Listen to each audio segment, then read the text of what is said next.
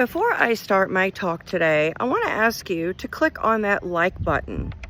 And I'm providing a PayPal link that you can send a donation to help with my volunteer efforts of promoting antinatalism.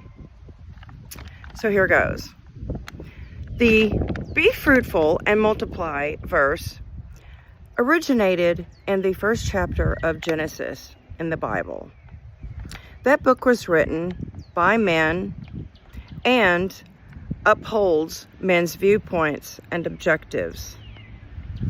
The instruction to reproduce given to women by a male god was nothing but control, ensuring obedience, and upholding patriarchal guidelines disguised as religious obligations.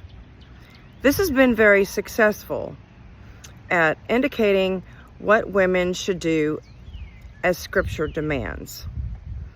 Women have the greatest burdens, risks, and responsibilities of reproduction. A man's contribution to the act of procreation is very brief, painless, and involves no risks. The development of a fetus in utero and the breastfeeding of an infant is solely the responsibility of and controlled by a woman's body. So, can we assume that God was speaking directly to women when he instructs them to be fruitful and multiply? Women have created and sustained humanity, whether or not you value that endeavor or not. The antinatalist perspective does not value birth at all. People say that nowadays women have the freedom to choose whether or not to have kids.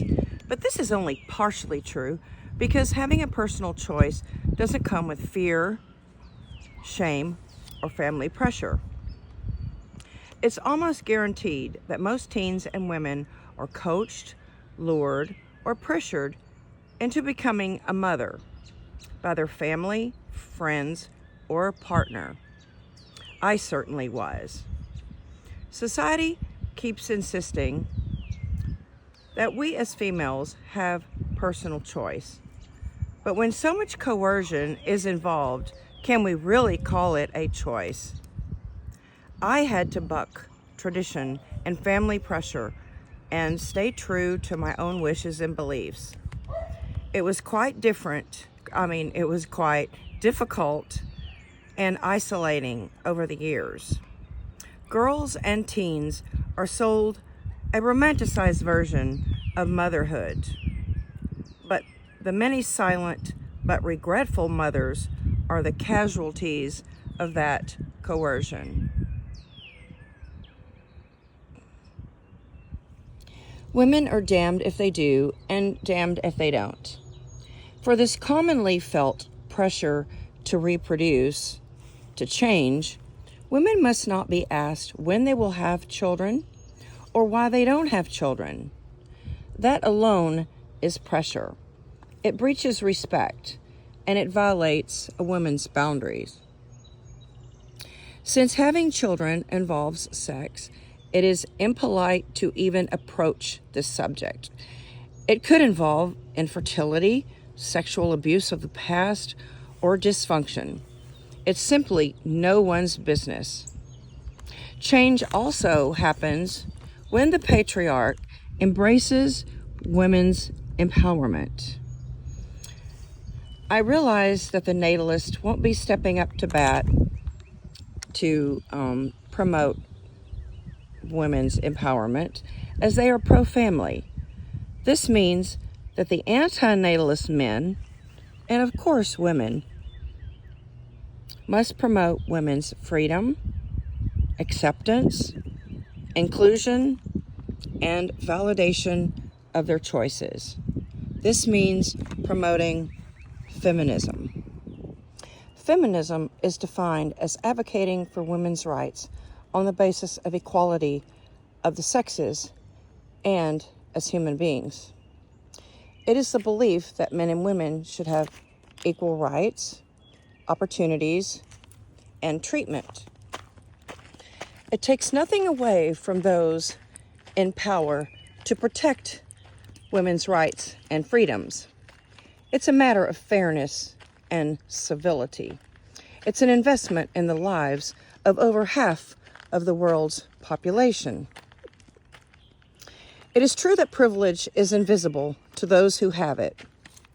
Men have been on the receiving end of privilege and power in society, including religion, politics, academics, and in the family unit.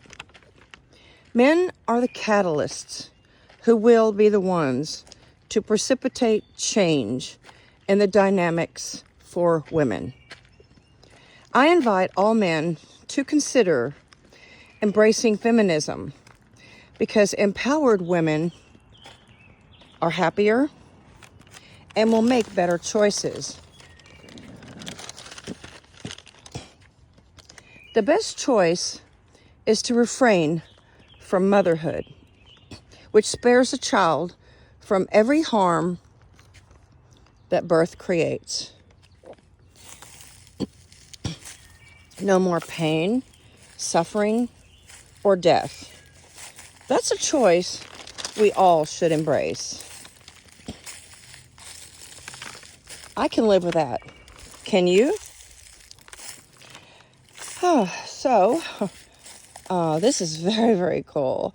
I have never seen this plant, and I've been coming to this nature preserve for about 5 years.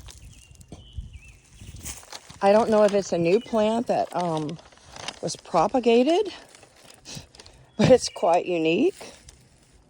And maybe it's just more evident in the spring when the colors are more vibrant, because of all the rain that we've had. But anyway, again, I've included a link to help sponsor my channel. Outspoken female voices for antinatalism should be rewarded. And natalists aren't the ones supporting us. So it's the antinatalists who are left to do so.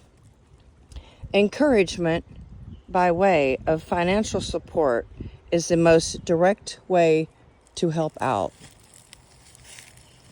Thank you for watching.